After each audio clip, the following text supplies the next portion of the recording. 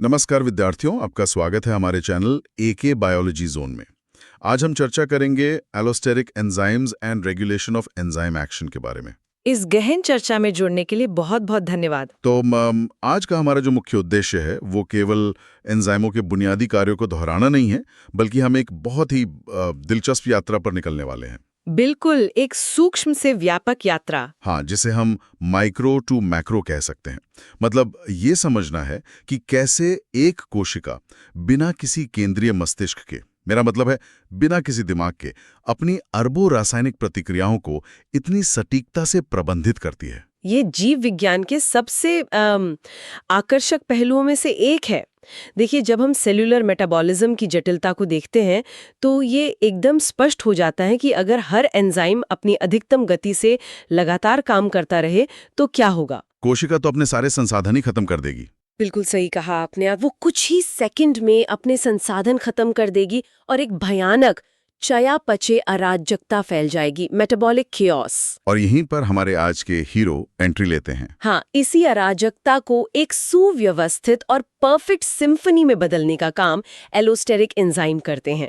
ये केवल उत्प्रेरक या कैटलिस्ट्स नहीं है, ये सेल्यूलर नेटवर्क के बहुत ही स्मार्ट सेंसर और रेगुलेटरी नोड्स हैं। और मुझे लगता है यही बात इन्हें उन क्लासिक एंजाइमों से अलग बनाती है जो माइकलिस मेंटेन काइनेटिक्स का पालन करते हैं। एकदम सही। हम जानते हैं कि एक मानक एंजाइम में सबस्ट्रेट बाइंडिंग के लिए एक एक्टिव साइट होती है, बस एक साइट।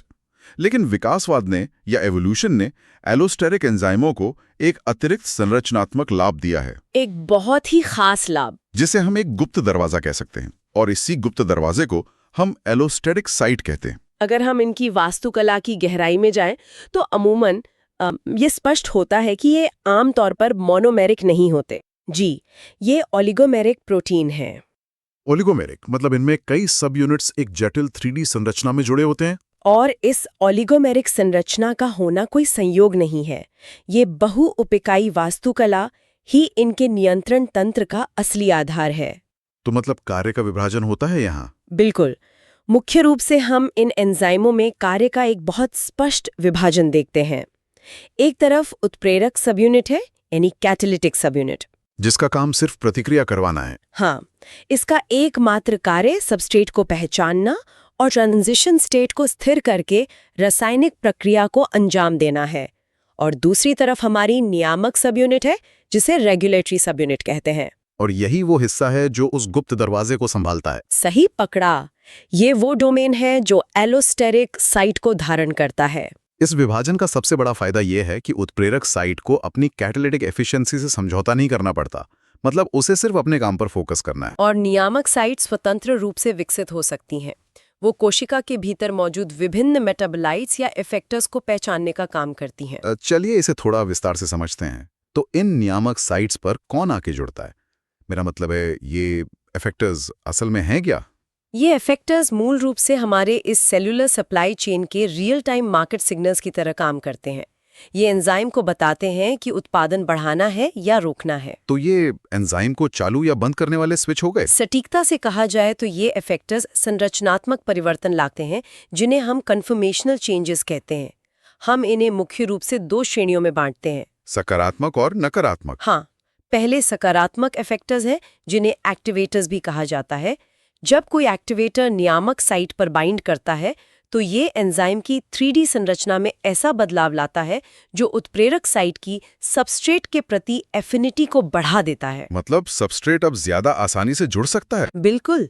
ये एंजाइम को उसके सक्रिय रूप में थर्मोडायनामिक रूप से स्थिर कर देता है। और इसके ठीक विपरीत नकारात्मक इफेक्टर्स काम करते होंगे। जी हाँ, नकारात्मक इफेक्टर्स या इनहिबिटर्स एंजाइम को उसके निष्क्रिय रूप में लॉक कर देते हैं। इससे सबस्ट्रेट की बाइंडिंग एफिनिटी काफी गिर जाती है। अगर हम इस अवधारणा को एक वास्तविक और शक्तिशाली उदाहरण से समझें तो मुझे ग्लाइकोलिसिस पाथवे का वो एंजाइम याद आता है। फॉस्फोफ्रक्टोकाइनेज। हाँ, बिल्कुल वही। फॉस्फोफ्रक्टोकाइनेज, जिसे PFK1 भी कहते हैं, ये इसका सबसे बेहतरीन मॉडल है। PFK1 वास्तव में एलोस्टेरिक रेगुलेशन का एक मास्टर क्लास है।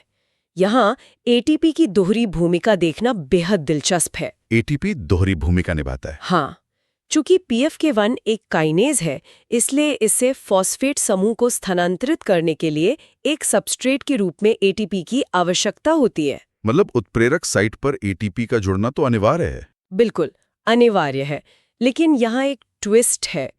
ATP एक नकारात्मक एलोस्टेरिक इफेक्टर के रूप में भी कार्य करता है। अरे वाह। जब कोशिका में ऊर्जा प्रचुर मात्रा में होती है और ATP का स्तर बहुत अधिक बढ़ जाता है, तो ये ATP PFK1 की रियामक साइट पर भी बाइंड कर जाता है। ये तो एक बहुत ही शानदार संतुलन है, क्योंकि उत्प्रेरक साइट की एटीपी के प्रति एफिनिटी बहुत अधिक होती होगी। हाँ, और रियामक साइट की एफिनिटी कम होती है। तो इसका मतलब है कि केवल जब एटीपी का सेल्यूलर स्तर सामान्य से बहुत ऊपर जाता है, तभी वो नियामक साइट पर जुड़ पाता है। बिल्कुल सही।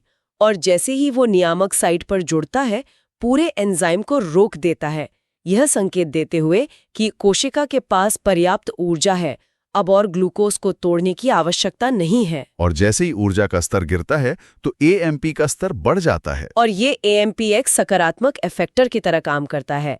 ये ATP को रियामक साइट से हटाता है और एंजाइम को वापस पूरी क्षमता से चालू कर देता है। यह चयापचय तर्क का एक बहुत ही सुंदर प्रदर्शन है।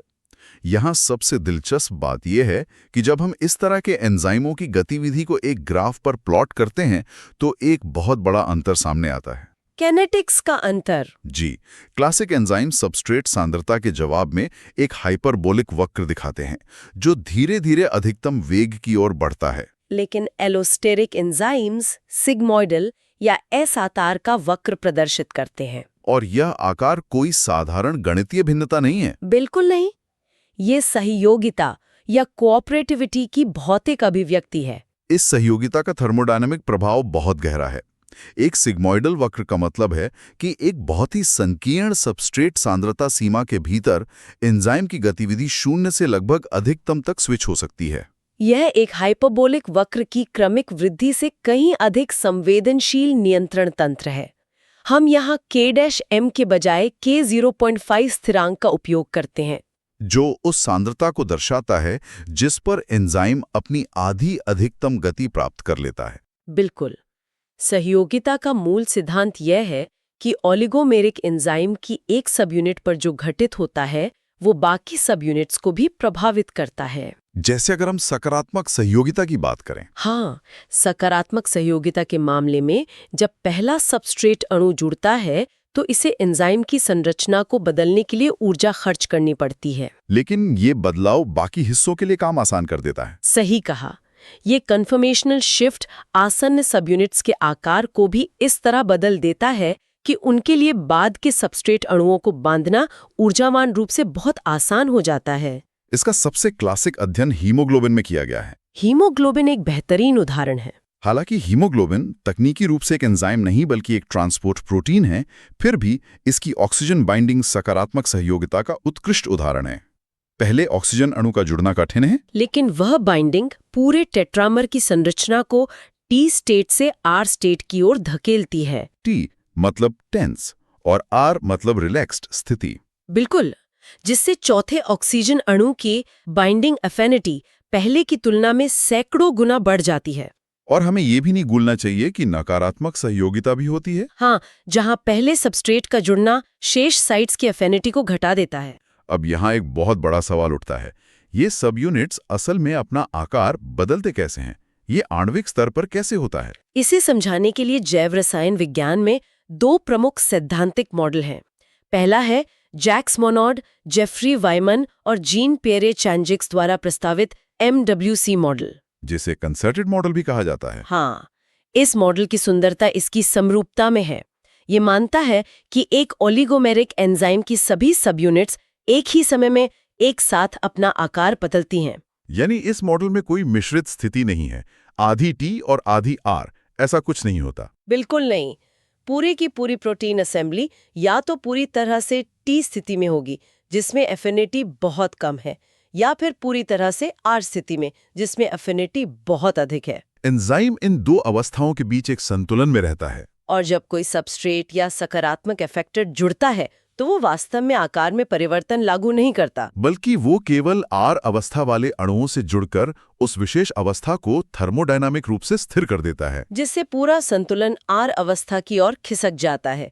ये MWC मॉडल की एक बहुत ही सटीक व्याख्या है। लेकिन इस मॉडल की एक सीमा भी है। हाँ, ये नकारात्मक संयोगिता की व्याख्या नहीं कर सकता। यहीं पर कोशलैंड, नेमेथी और फिल्मर द्वारा दिया गया दूसरा मॉडल काम आता है, जिसे अनुक्रमिक मॉडल या KNF मॉडल कहते हैं। कंसर्टेड मॉडल के ऑल और नथिंग दृष्टिकोण के विपरीत KNF मॉडल में सब यूनिट्स एक एक करके अपना आकार बदल सकती हैं। ये प्रेरित फिट यानी इंड्यूस्ड फिट के सिद्धांत का विस्तार है। बिल्कुल, जब सबस्ट्रेट एक सब यूनिट पर बाइंड करता है तो ये केवल उसी सब यूनिट में संरचनात्मक बदलाव लाता है। लेकिन प्रोटीन इंटरफेस के माध्यम से ये बदलाव पड़ोसी सब यूनिट में भी खिंचाव या तनाव पैदा करता है। ये तो एकदम किसी डोमिनो प्रभाव की तरह है। हाँ, बिल्कुल एक डोमिनो की तरह है। ये मॉडल अधिक लचीला है क्योंकि ये स्पष्ट करता है कि कैसे एक सब यूनिट का परिवर्तन पड़ोसी की एफिनिटी को बढ़ा भी सकता है और घटा भी सकता है। यानी सकारात्मक और नकारात्मक दोनों सहयोगिता को समझाता है। इन दोनों मॉडलों ने हमारी समझ को बहुत समृद्ध किया है। लेकिन अगर हम इस सूक्ष्म स्तर से बाहर निकलें और पूरे मेटाबॉलिक नेटवर्क की ओर देखें, तो इस सब का क्या मतलब है? आप पूछना चाहते हैं कि कोशिका ऐसा क्यों कर रही है? हाँ, एक रोजमर्रा का उदाहरण लेते हैं, जैसे किसी फैक्ट्री में उत्पादन को रोकना ताकि सामान बर्बाद ना हो।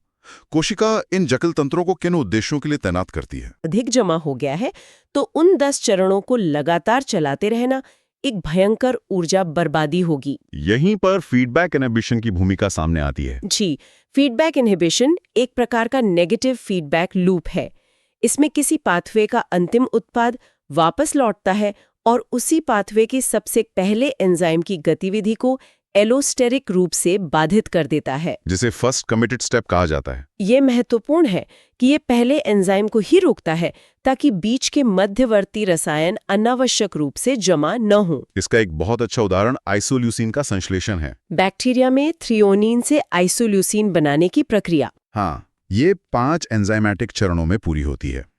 जब कोशिका में आइसोल्यूसिन का स्तर बढ़ जाता है तो ये स्वयं एक एलोस्टेरिक इनहिबिटर के रूप में कार्य करता है और मार्ग के बिल्कुल पहले एंजाइम थ्रियोनिन डीएमिनेज की नियामक साइट पर जाकर मजबूती से बाइंड कर जाता है। इसके बाइंड होते ही पूरी प्रोडक्शन लाइन तुरंत रुक जाती है और जब आइसोल्यूसिन का स्तर वापस गिरता है तो वो एंजाइम से अलग हो जाता है और पाथवे फिर से शुरू हो जाता है। ये स्वायत्त ऑटोमेशन का उत्कृष्ट उदाहरण है। लेकिन सेल्यूलर रेगुलेशन केवल एलोस्टेरिक नियंत्रण तक सीमित नहीं है।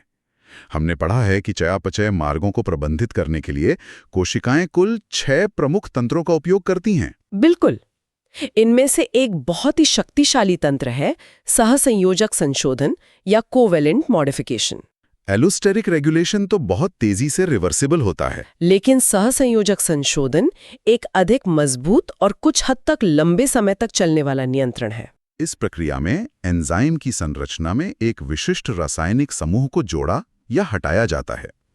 इसका सबसे प्रमुख रूप फॉस्फोराइलेशन है, जहां एक प्रोटीन काइनेज एंजाइम एक ATP अणु से फॉस्फेट समूह लेता है और उसे लक्ष्य एंजाइम पर जोड़ देता है। एक फॉस्फेट समूह अपने साथ एक बड़ा आकार और 2 नकारात्मक चार्ज लेकर आता है और वो भारी नकारात्मक चार्ज एंजाइम के पूरे इलेक्ट्रोस्टैटिक वातावरण को बदल देता है। ये एंजाइम को या तो अत्यधिक सक्रिय अवस्था में धकेल सकता है या उसे पूरी तरह निष्क्रिय कर सकता है। जैसे ग्लाइकोजन फॉस्फोराइलेज एंजाइम का उदाहरण लें, जो ऊर्जा के लिए ग्लाइकोजन को तोड़ता है। ये फॉस्फोराइलेशन होने पर ही पूरी तरह से सक्रिय होता है, जबकि ग्लाइकोजन सिंथेस फॉस्फोराइलेशन होने पर निष्क्रिय हो जाता है। एक ही सिग्नल एक पाथवे को चालू करता है और समानांतर पाथवे को बंद कर देता है। क्या बात है। अब अगर हम एक और दिलचस्प तंत्र की ओर बढ़ें, प्रोटीन अपघटनीय सक्रियण, प्रोटियोलिटिक एक्टिवेशन। बाकी तंत्र तो रिवर्सिबल हैं, लेकिन ये तंत्र एक वन वे स्ट्रीट है। ये अपरिवर्तनीय है, इसमें कैंची की तरह काम होता है। हाँ, इसमें एक निष्क्रिय पूर्ववर्ती प्रोटीन, जिसे जाइमोजन कहा जाता है, को एक विशिष्ट पेप्टाइड बॉन्ड काटकर सक्रिय रूप में बदल दिया जाता है। इस तरह के चर्म नियंत्रण की आवश्यकता आमतौर पर पाचन तंत्र में होती है, कल्पना कीजिए कि अगर एक प्रोटीन पाचक एंजाइम कोशिका के अंदर ही सक्रिय रूप में बन जाए। तो वो उसी कोशिका को नष्ट कर देगा जिसने उसे बनाया है। बिल्कुल। इसलिए अग्न्याशय ट्रिप्सिनोजेन नामक एक निष्क्रिय जाइमोजेन बनाता है। इसे सुरक्षित रूप से छोटी आंत में पहुंचाया जाता है, जहां इसका एक छोटा हिस्सा काट दिया जाता है और ये अत्यधिक सक्रिय ट्रिप्सिन में बदल जाता है। ये वास्तव में एक बायोलॉजिकल सेफ्टी पिन निकालने जैसा है। सही कहा। इन तंत्रों के अलावा हमारे पास विनियमन का सबसे मूलभूत स्तर भी है, जो आनुवांशिक स्तर पर होता है। Genetic regulation. यदि किसी एंजाइम की बिल्कुल आवश्यकता ही नहीं है, तो कोशिका बस उस एंजाइम का ट्रांसक्रिप्शन और ट्रांसलेशन ही रोक देगी। ये धीमा है, लेकिन ऊर्जा के दृष्टिकोण से सबसे प्रभावी तरीका है। और अंत में छठा प्रमुख तंत्र कंपार्टमेंटलाइजेशन या स्थानिक विनिमयन है, यानी विशिष्ट अंगों में एंजाइमों का स्थानीकरण। यूकैरियोटिक कोशिकाओं में विभिन्न झिल्लीबद्ध अंग होते हैं जो विरोधी पाथवेज को एक साथ चलने से रोकते हैं। इसका मतलब है कि फैटी एसिड का टूटना जो ऊर्जा पैदा करता है, माइटोकॉन्ड्रिया के अंदर होता है, जबकि फैटी एसिड का निर्माण कोशिका द्रव्यों या साइटोसोल में होता है। इससे कोशिका अनावश्यक फुटाइल साइकिल्स को रोकती है, जहां एक पाथवे कुछ बना रहा हो और दूसरा उसे उसी समय तोड़ रहा हो। एकदम सही। चलिए चर्चा को समेटते हुए दोनों प्रकार के एंजाइमों के बीच एक त्वरित तुलना करते हैं। एक क्विक रिकैप। तो पहला है संरचना। मिकाइलिस मेंटेन का पालन करने वाले क्लासिक एंजाइम आमतौर पर मोनोमेरिक होते हैं, जबकि एलोस्टेरिक एंजाइम ओलिगोमेरिक होते हैं। दूसरा कैनेटिक्स वक्र। सामान्य एंजाइम हाइपरबोलिक वक्र प्रदर्शित करते हैं, जबकि एलिस्टेरिक एंजाइम एक सिग्मोइडल वक्र बनाते हैं जो उच्च संवेदनशीलता को दर्शाता है। तीसरा नियंत्रण का स्तर। सामान्य एंजाइमों में विनियमित सीमित होता है, लेकिन एलोस्टेरिक एंजाइम अत्यधिक विनियमित होते हैं और इफेक्टर्स के प्रति प्रतिक्रिया देते हैं। चौथा सहयोगिता। सामान्य एंजाइमों में यह पूरी तरह से अनुपस्थित होती है, जबकि यह एलिस्टेरिक एंजाइमों के परिभाषित करने वाली विशेषता है। और पांचवा स्थिरांक। सामान्य किनेटिक्स में हम Km का उपयोग करते हैं, जबकि एलोस्टेरिक एंजाइमों में हम K0.5 का उपयोग करते हैं। यह तुलनात्मक सारांश पूरे विषय को बहुत अच्छी तरह से समेटता है। तो इस पूरी चर्चा का जैविक महत्व क्या है? ये केवल कुछ अणुओं का आपस में जुड़ना तो नहीं है? बिल्कुल नहीं। ये चयापचय नियंत्रण का मूल आधार है। इसी के कारण हमारे शरीर में ऊर्जा विनियमन सुचारू रूप से चलता है और कोशिकाएं बाहरी तनाव के प्रति अनुकूलन कर पाती हैं। इसके अलावा सिग्नल ट्रांसडक्शन पाथवे में एलोस्टेरिक नियंत्रण पूरी प्रक्रिया का मुख्य इंजन होता है। और जो विद्यार्थी इसे और गहराई से पढ़ना चाहते हैं उनके लिए कुछ प्रामाणिक संदर्भ भी हैं। हाँ, Lehninger principles of biochemistry, Berg's biochemistry, Voet and Voet, Harper's illustrated biochemistry और गैरेट एंड ग्रीशम जैसी पुस्तकें इस विषय के हर थर्मोडायनामिक पहलू को विस्तार से समझाती हैं। इस चर्चा ने निश्चित रूप से इस बात को पुख्ता कर दिया है कि एक कोशिका रसायनों का कोई यादृच्छिक थैला नहीं है, बल्कि एक अत्यधिक परिष्कृत स्वविनियमित नेटवर्क है। एक अद्भुत नेटवर्क। और अंत में मैं श्रोताओं को सोचने पर मजबूर करने वाला एक विचार देना चाहूंगा। जरा सोचिए, अगर कोशिका के स्तर पर एंजाइम बिना किसी केंद्रीय मस्तिष्क के आपसी संवाद और फीडबैक से इतना बेहतरीन प्रबंधन कर सकते हैं, तो क्या मानव निर्मित प्रणालियां इस सेल्युलर ऑटोमेशन से कुछ सीख सकती हैं?